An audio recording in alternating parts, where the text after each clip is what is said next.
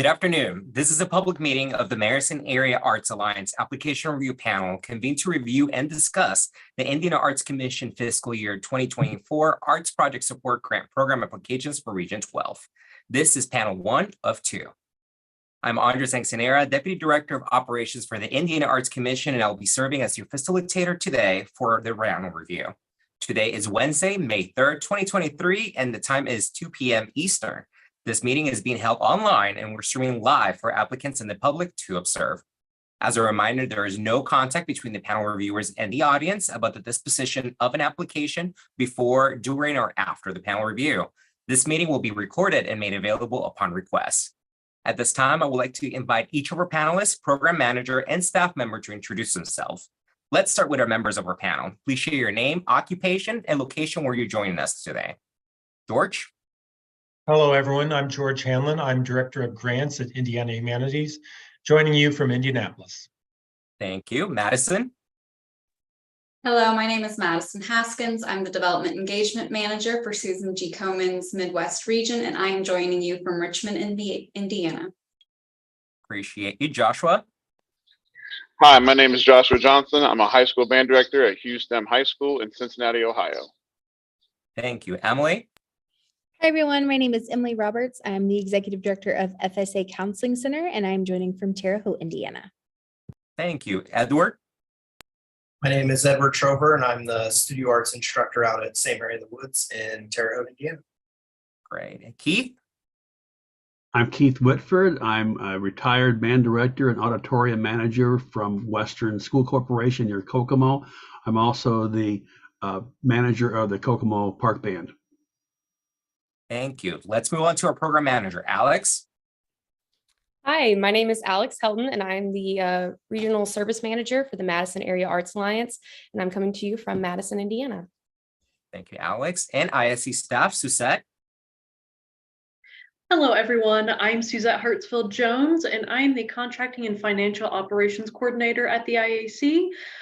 Today, I will be serving as tech support for the IAZ panel and Zoom. Thank you all. Now we'll begin the panel review, and this is how the process will flow. I will announce the application. We will review and ask the first reader to begin the discussion. The first reader will provide the assessment of the application based upon their evaluation criteria and their perspective. Panelists, please note that the applications do not need to be recapped since everyone had an opportunity to read them already. Just provide your comments. After the first reader is finished, I will ask the second reader to present any new, additional, or opposing comments. We are not looking for a consensus, just a full evaluation of the different perspectives panelists bring to the table. After the second reader has finished, I will open the discussion for final comments. Remember, in the interest of time, we're only looking for new, additional, or opposing viewpoints. For today's panel, there's no conflict of interest reported. However, if a panelist has a conflict of interest with any of the applicants, they will be placed in the waiting room until we're ready for the next application. Finally, once the application has been reviewed by the full panel, we'll ask the panel to update their scores in the online system. It is common for scores to change as a result of these broader discussions. Panelists are reminded that scores will save automatically. Are there any questions from the panelists? Hearing none, let's dive in. We'll start with the first application, Bree's Blessing. Madison Haskin is our first reader. Thank you, Andre. So while reading this application, I thought that this organization had room to grow in terms of the in-person artistic activation. I really admired the collaborative art component in advance of the event, but given that this is a free opportunity for community members to really engage with the organization's mission, which is to provide families with the opportunity to engage with art that is a method of coping for different pain levels and stress and anxiety, I thought that there was the opportunity to really elevate the in-person opportunity that families could engage with. It did not seem that there was that much attention paid to the artistic projects at the in-person event. So coming from kind of a holistic opportunity of really showing the specific arts that people can benefit from. And then I also thought that this organization had room to grow in terms of benefiting Indiana artists. So I understand that they're collaborating with a local family, and I also admired that. But again, with some area to grow is seeing if there are potential artists in the area to donate in-kind services to, again, elevate that in-person art component that is free and available to families to engage with.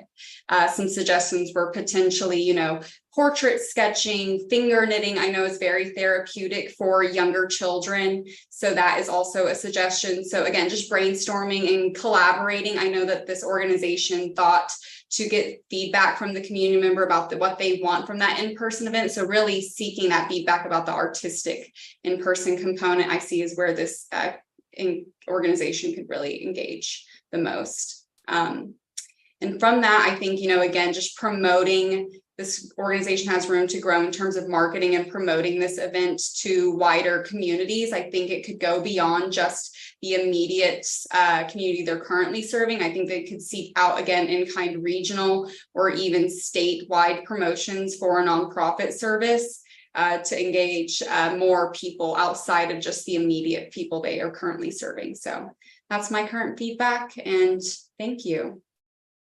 Thank you, Madison. Second reader is Edward. Thanks. Yeah, I felt the same reading through. I thought it's great that obviously a lot of Hoosiers are going to be exposed to this project, so they're going to have that element in terms of supporting Indiana artists.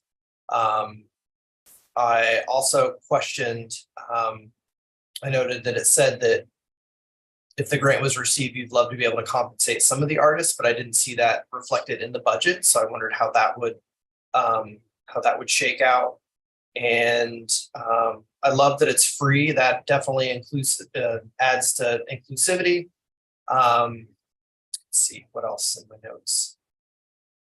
Those were the main things. I think that the budget could be a little bit more descriptive in terms of how some of those items are listed, like what kind of marketing, how is that going to be spent? Is it going to be flyers or ads or those kinds of things?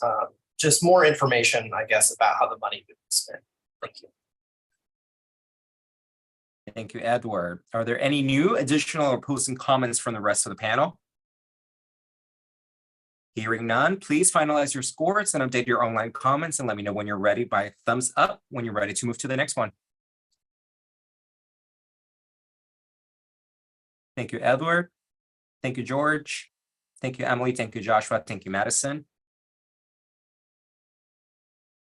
And thank you, Keith. Great. Moving on. We're heading over now to Christian Academy of Indiana with our first reader, George. I thought this applicant had well-defined goals, and I like how they're working continually to expand their Arts Week programming. I think bringing these accomplished songwriters, including one of the school's alumni, to the school will be a great opportunity for the students. So I thought the goals were strong. It also sounds as if the school has worked with the students to get a lot of input on the types of programming that they would like to see, and I scored highly on that component by working with the community to develop programming. I do have some, when it comes to inclusion, I have some questions on just how many students will benefit at what level. It sounds as if the songwriters will be performing for the school and for the community and perhaps working in some all-school convocations, but then they also described having some smaller workshops and even some one-on-one mentoring. It didn't really describe how the students would be selected for that component. So that left some questions on my mind on who and exactly how the students would benefit in some of those smaller groups. And then finally, I had some concerns about the timeline. The dates that they included on the timeline included the day of the week and the actual date. And from what I know, it looked like those were 2023 dates in their timeline. I'm assuming this is seeking support for 2024 programming, but there was some confusion on my part around that. So I scored a little bit lower in the timeline section. But otherwise, I did think that the program had a lot of benefits. And again, I thought the goals were well stated and that the students would benefit. Thank you. Thank you, George. Second reader is Madison. Thank you, Andre. So I agree with George for the most part. I do think that this organization could consider seeking Daryl's services for in-kind. Again, I'm very sympathetic that the students have given their feedback and that they're really well engaged in this established relationship. But I think potentially getting some sort of in-kind or nonprofit rate for his services, considering he is not an Indiana artist, that was where I saw the biggest room for growth, and then potentially using some of those extra funds that are freed up then to secure potentially a third artist that is of a different genre, or perhaps some different DEI perspective, that they're female or an artist of color. So that's another area for room of growth. Thank you. Thank you, Madison. Any additional comments, new or opposing comments? Hearing none, panelists, please finalize your score and update your online comments if needed, and let me know when you're ready for the next one. Thank you, Emily. Thank you, Madison. Thank you, Edward, Joshua, George.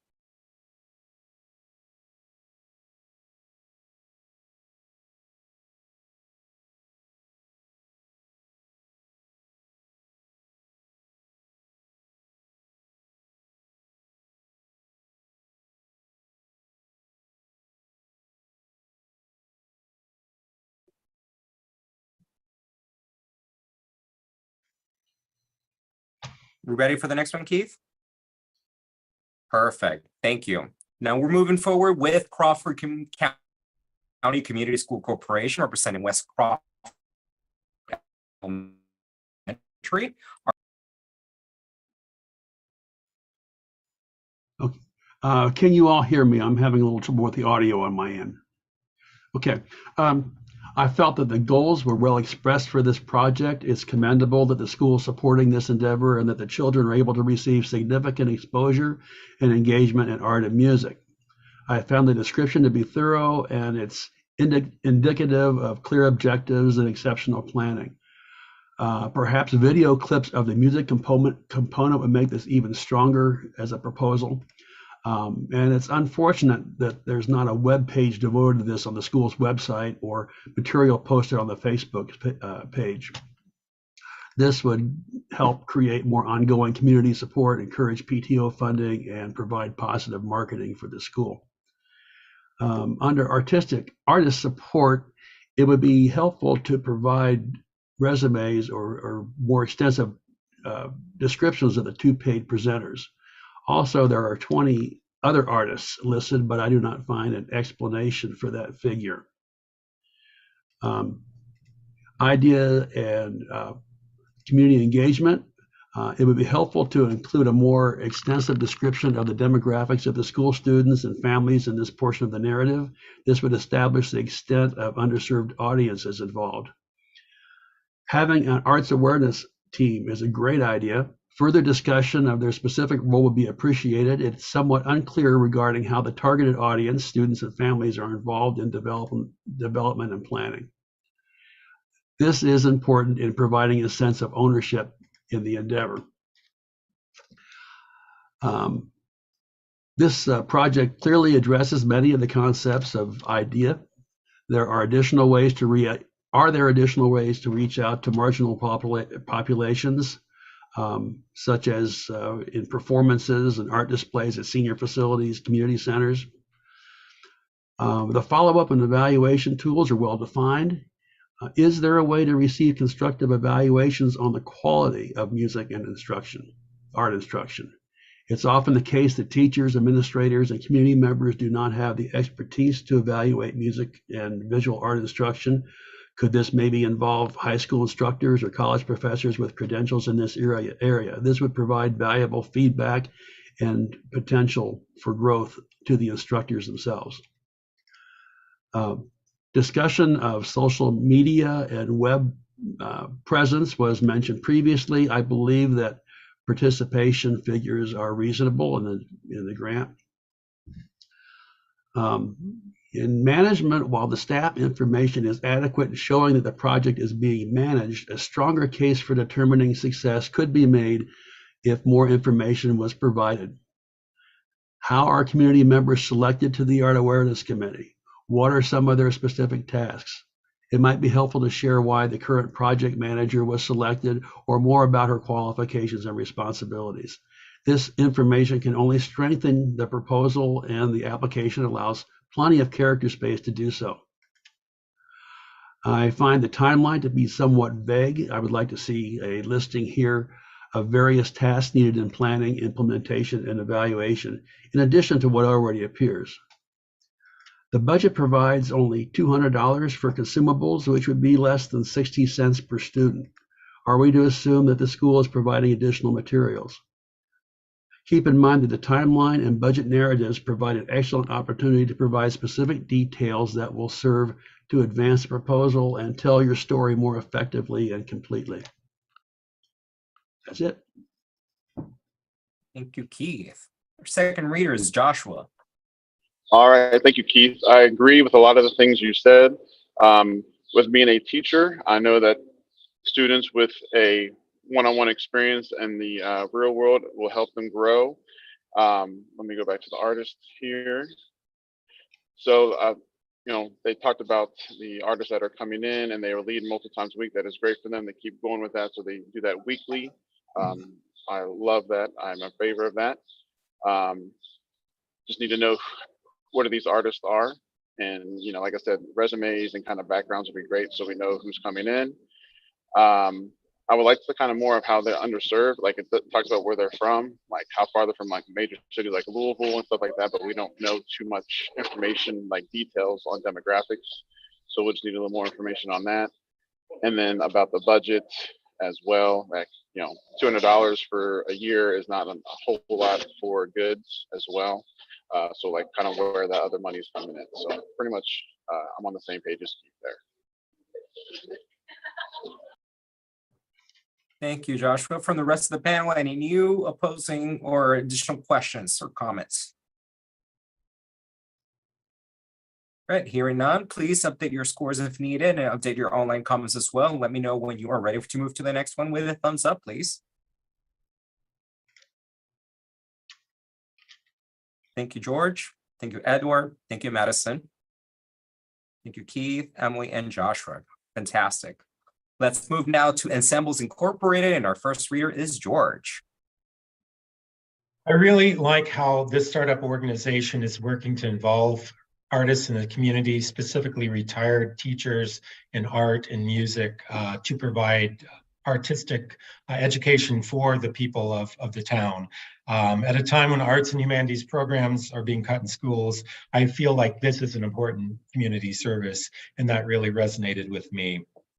I also scored it very strongly on community involvement. I thought they made very clear in their application that they had worked closely with the community to get input, to find out what sort of classes the community wanted and what they wanted to learn, and to partner with other organizations as well, both in the seeking of input and promotion of this new opportunity. It does appear that Ensembles will charge for at least some of its courses, and I was curious to know what the fees will be. But at the same time, I felt a real sense of commitment in the application for making the programs as accessible to all community members, regardless of financial position. And I thought that was very important. So on the whole, I'm confident that the program is going to be accessible. I thought it was really, as I said, a great community service, and I appreciate what they're trying to do for the town.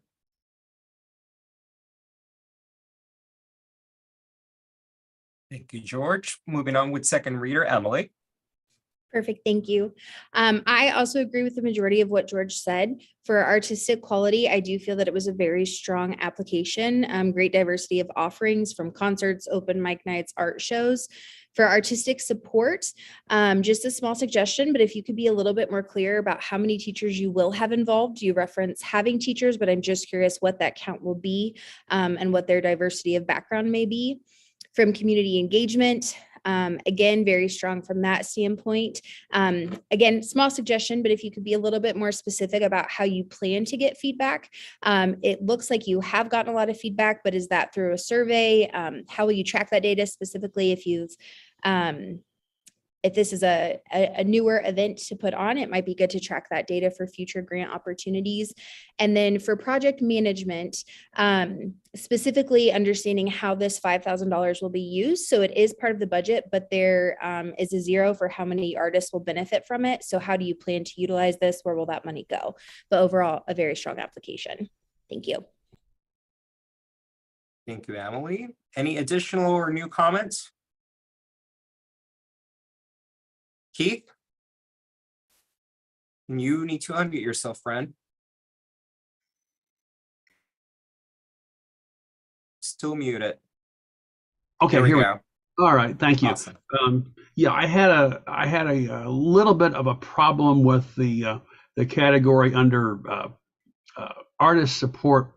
Looking at the figures in the boxes where it says in the description, teachers are being paid according to that description, yet a zero amount is listed for artists benefiting financially. And I go along with, we need a little bit more information on those instructors as well. And then in the budget, just a technical thing, I think I knew what it meant, but there's a zero missing on the applicant support figure.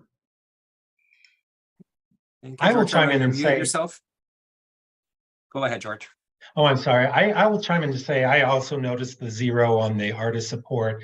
And did note in their budget, they do have $7,500 budget for teacher salaries. I assumed, and maybe it was wrong to assume, that they would pay those teacher salaries through the admission fee and other fees that they bring in. But that is a good point to make, that it doesn't look like they're going to apply grant funds to the teacher salaries. Thank you. Any additional comments or opposing views? Fantastic. Panelists, please update any comments or scores if needed, and let me know when we're ready to move to the next application, please. Thank you, Emily. Thank you, Madison. Thank you, Edward. Thank you, Joshua. Thank you, Keith.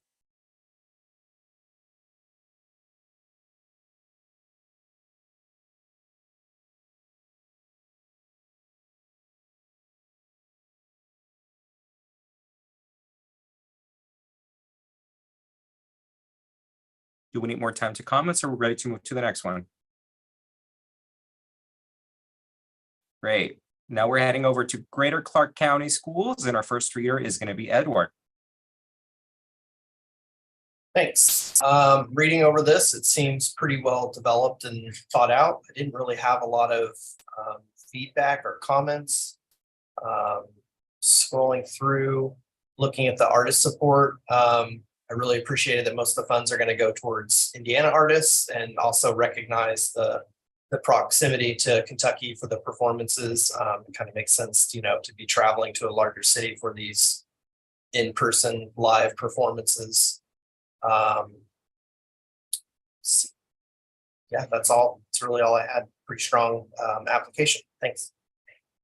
Thank you, Edward. Our second reader, Joshua. Yes, again, a very strong application grant for this. The one thing I did under community engagement was, I guess, their social media, kind of be more active on social media so we know what is coming, events, and then also, you know, so that we get pictures of the students who are participating in these events. Also, you know, I love that they are going, you know, creating real life situations to arts, connecting, doing cross curricular. I love that. And that's the only thing I would have to add to the comments from Edward. Thank you, Joshua. Any additional comments from the rest of the panel? Hearing none, let's go ahead. Oh, Keith, go ahead. I just wanted to mention that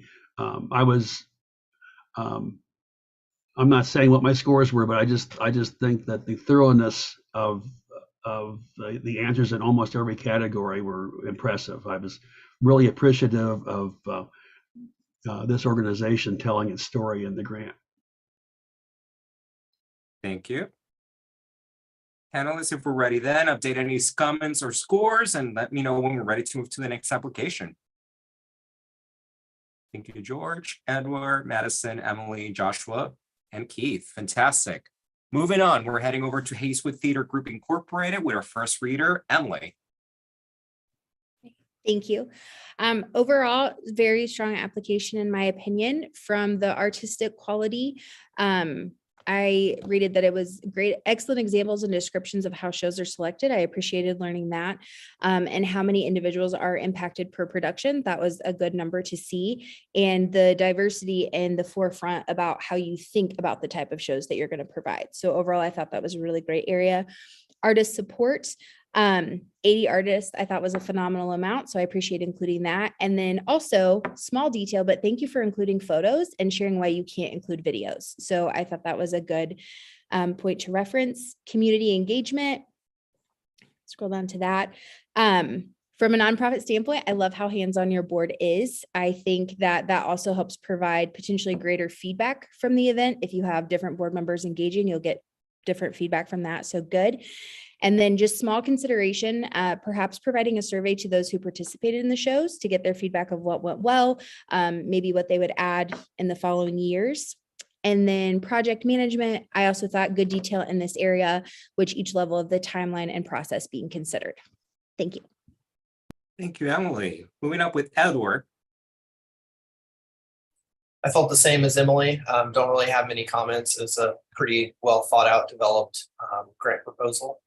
I also love that in terms of inclusivity, that even when someone doesn't get a role, you work to include them in the production. That's really great to include accessibility and involvement with the community.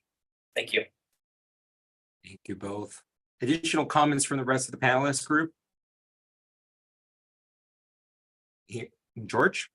I will say, I noted that the plays that they put on, and I know they speak with the performers and perhaps some community members to figure out what they're going to produce. I felt that the shows that they gave as examples were fairly standard, pretty common plays. I didn't see a lot of experimental works in here. I did not see a lot of works that might appeal to more diverse audiences.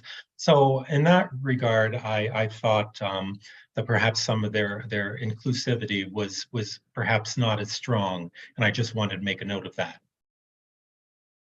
Thank you, George. Madison.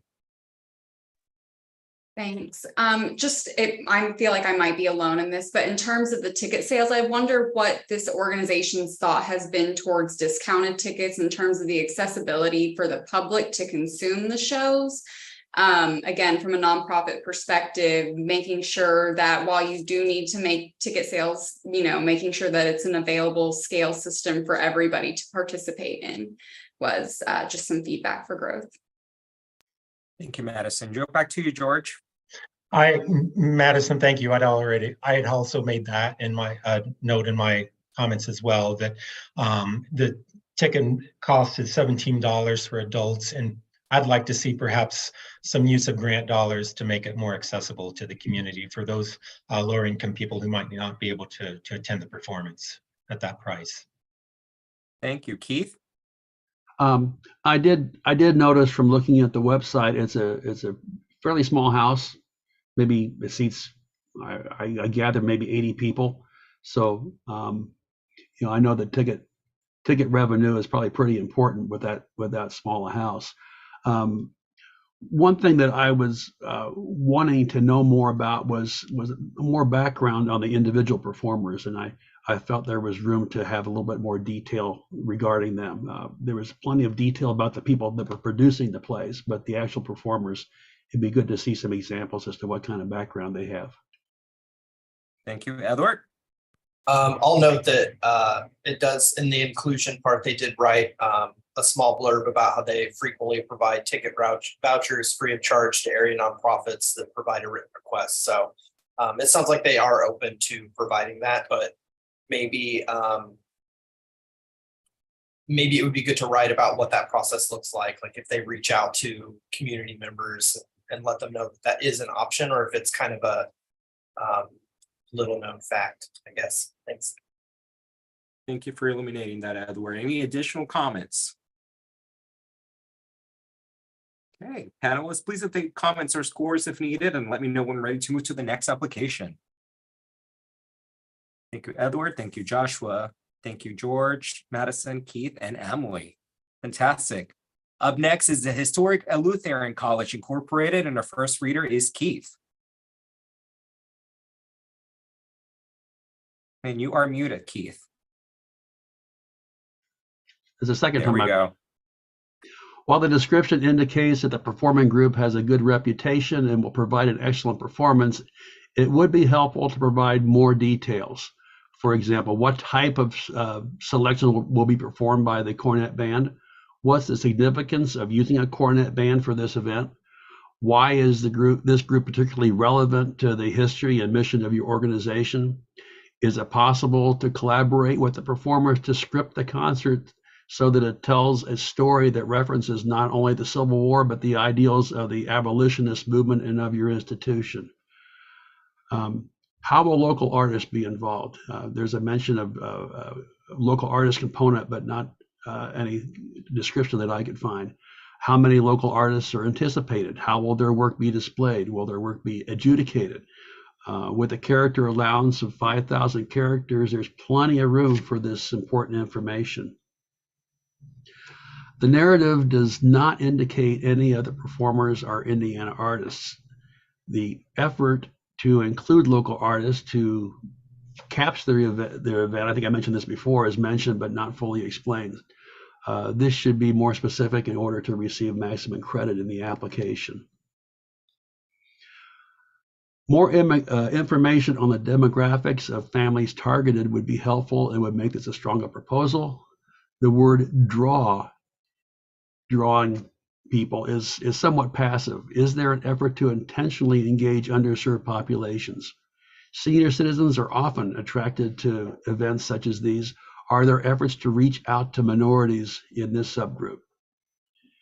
How is feedback collected and how intentional is that effort? What is the process for vetting these ideas and how are they implemented? How is feedback from social media used? Could more examples be provided?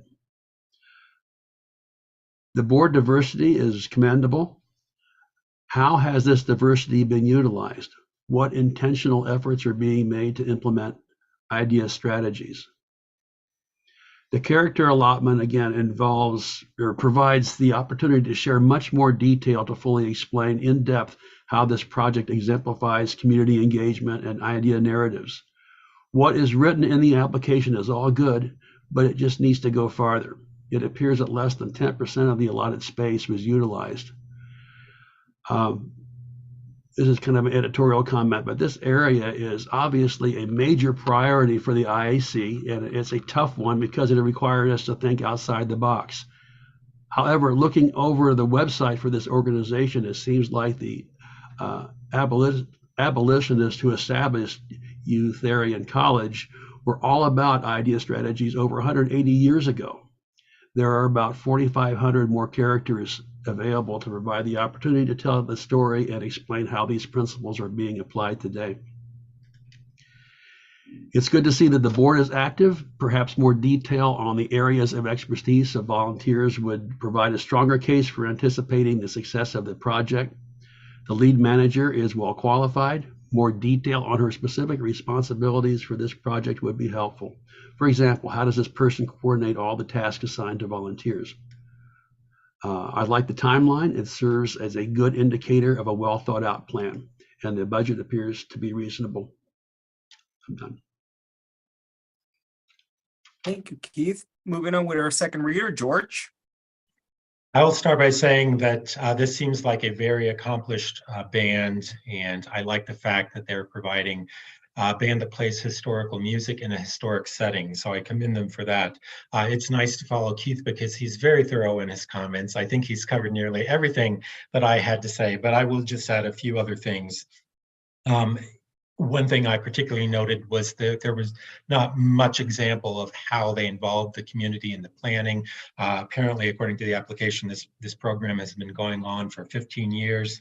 And I thought that the applicant still seems to be very low on the Indiana Arts Commission's community engagement ladder. So I think there are some rooms for improvement there. I also note, like Keith did, that the board is diversified. I did not see that diversification translated into this programming. It seemed like an all-white band from Kentucky. I mean, given the history of the school and its role in the abolition movement and serving Black students, I thought there would be opportunities to perhaps have either in this concert or perhaps some other programming, including more inclusive programming that would involve the Black community. Thank you.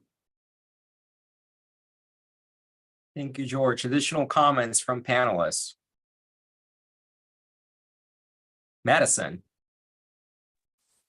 Yeah, in terms of the project management and timeline piece, just a suggestion for this organization in terms of engaging local students for volunteer hours. It seems a little late as a volunteer coordinator to be recruiting and engaging people in October.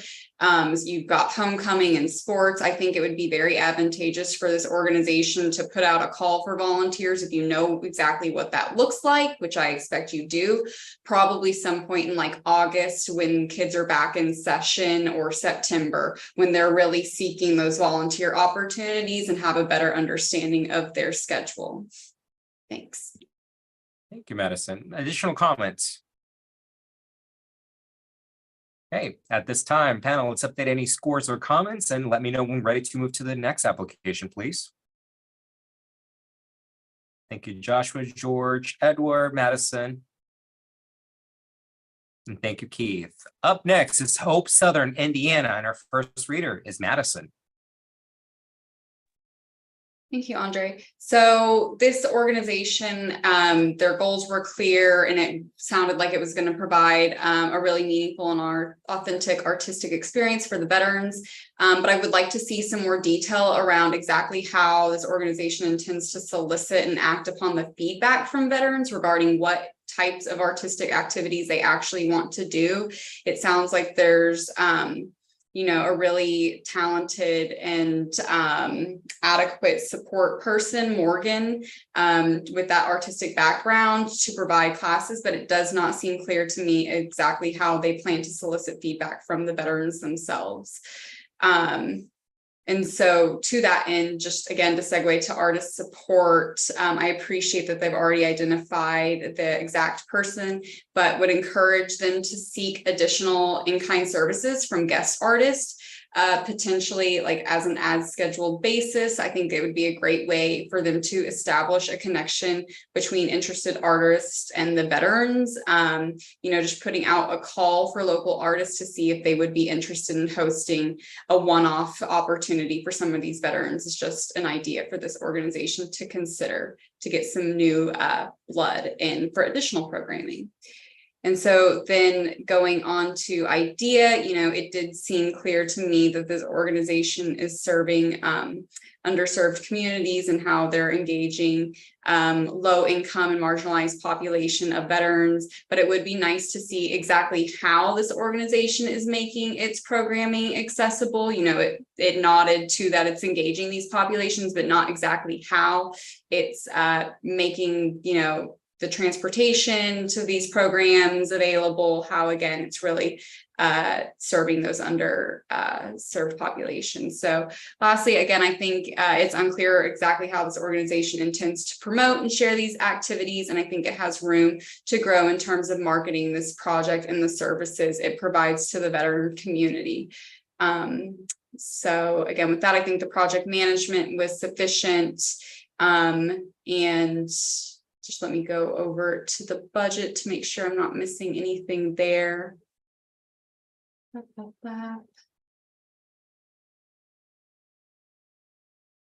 Again, the 3 hours of instruction and the artist fees, I do think that there's room to grow there, reducing that with Morgan and potentially either expanding the artists that they're engaging with, and then again, providing them with some financial compensation from their services, or just redirecting that to more programming and more materials, because it does seem like a bit of a hefty fee for just one artist with only that 3 hours of instruction. So with that, thank you.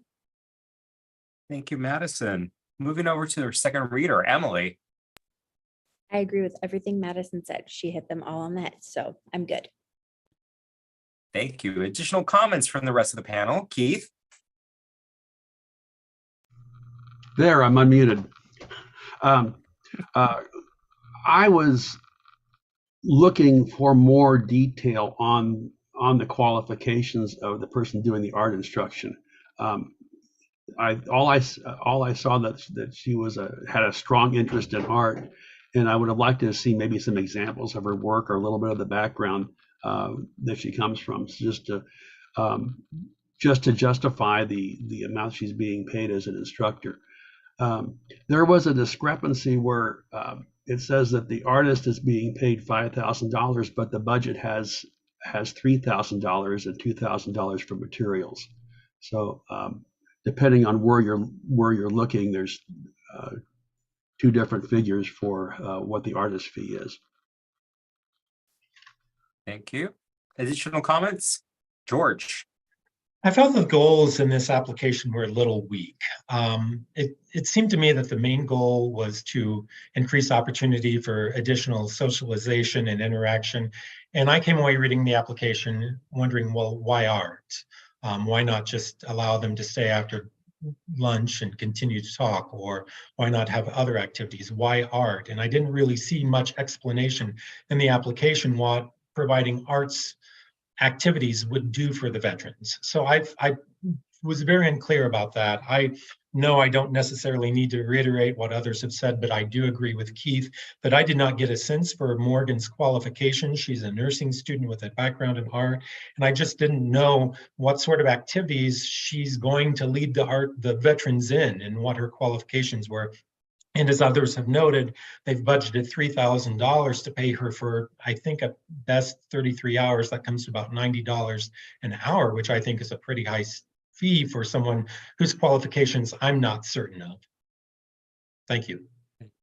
Thank you. Any additional comments? Hearing none, panelists, please update scores and any comments, and let's move to the next application. Thank you, Keith. Thank you, Emily. Thank you, George, Madison, Joshua, and Edward. Thank you. Up next is Jefferson High School Instrumental Band Boosters Incorporated with our first reader, Joshua. Okay, after looking over this application, it's very strong. As we'll go over through each section. So for the artists, they had 8 artists, which covers, all of the instrument family sections. Excuse me, sorry. They also gave the background, where they're from, their education, and instrument. Yeah, some of them were not from Indiana. About half of them were not from Indiana, but they did have a lot of it. Louisville, which is right next door. So I did appreciate they had an Indiana forefront of the musicians coming in, and their goals were very clear about coming in and giving after-school lessons to students, maybe who cannot afford lessons or don't have the means to go get lessons, whether it be travel or whatnot. I did appreciate that they come in to do that for them. Trying to build a band program up is a very, very trying, and trying to get those kids as much practice and as much interest and exposure to the arts is very important for them. So that was great that I saw. Let's see here, and going down project that they gave very, very detailed information about how they would connect, but only gives up to the band director. So I don't know, maybe there was other, they could use some more people like to help with the planning, because if you're a teacher running a band and then also trying to get these private lessons, it's a lot for one person to take on. So I would like to see some more people help. Is there an assistant band director? We have the band boosters, but they didn't really mention too many people with that. So that is all I have on this application. Thank you, Joshua. Moving up with Keith. I would like to see a little bit more description with the artistic quality. Since this is a recurring project, there could be an explanation of how past experience was used in planning for this year. Maybe some student testimonials, adjudication results, survey responses, and responses from the instructors as well at the end of the year, suggestions for improving the program. Marketing materials are good. And I was just wondering, when somebody is receiving this instruction, they're young musicians, aren't they artists? Do we count them as other artists in when we're putting these figures out, because in my opinion, it says artists, defining artists is up to you, but anybody engaging in art, I would consider to be an artist. Is that the understanding with the rest of us? And in that case, there's a lot of Indiana artists. That just some of the instructors aren't Indiana artists. Maybe a little bit more detail about the underserved populations in the school system that are being reached, and you know, what percentage of students are on free and reduced lunches, for example. That would back up what's being described as you know, students that can't afford lessons.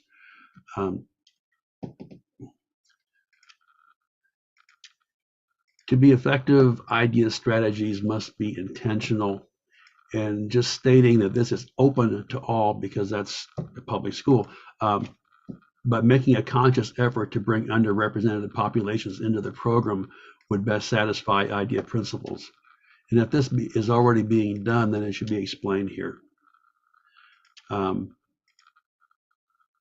And I have a note here, the projected participation figures are somewhat confusing because your audience who attend performances is being counted now as direct participants. However, the goals and description earlier in the grant proposal refer only to the band members as the participants. So that was a little confusing. I agree that other staff should be mentioned in the management section and what their roles are. And the timeline, I would like to see a lot more specific details, all the steps, what's happening, and maybe more specific, what's happening during the first 3 weeks. Maybe small groups are working on fundamentals, and then specific weeks spent preparing for upcoming concerts, solo and ensemble contest, organizational contest. When are playing assessments given? These should all be part of the timeline. Maybe a little more detail on how the total payment is determined would also be helpful on the budget. That's all I have. Thank you, Keith. Any additional comments from members of the panel? Hearing none, panelists, please submit your scores and comments and let me know when we're ready to move on.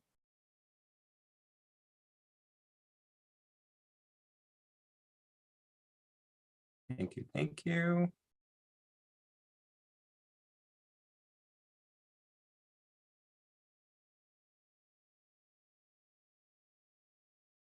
Great. So this concludes the fiscal year 2024 Arts Project Support Panel for Region 12. On behalf of the ISC commissioners and our staff, I want to share gratitude to our panelists for their time and expertise as they review the applications from this region. To our applicants, you'll be notified of the status of your grant application following the June ISC quarterly business meeting. In the meantime, if you have any questions, please contact your regional arts partner, Alex Helton at the Madison Arts Alliance. Again, thank you for joining us today.